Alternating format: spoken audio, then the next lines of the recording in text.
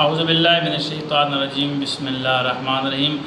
آج جو ہم عمل آپ لے کر آئے ہیں آپ کے لیے، ہر حاجت آپ کی پوری ہوگی، ہر جو بھی مراد ہے وہ پوری ہوگی، بیماریاں ختم ہوں گی اور جادو کے اثرات بھی ختم ہوں گے۔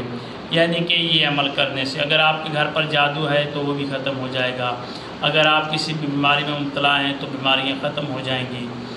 آپ نے کرنا کیا ہے کہ ان دنوں میں صبح نماز فجر اور نماز عشاء کے بعد آپ نے ان تینوں صورتوں کو ملا کر 11 بار پڑھ لینا ہے۔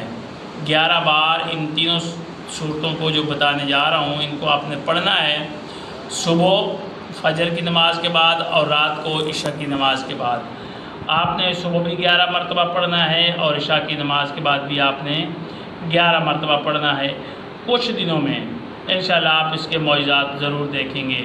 کرنا آپ نے کیا ہے، کون سی سورہ پڑھنی ہے؟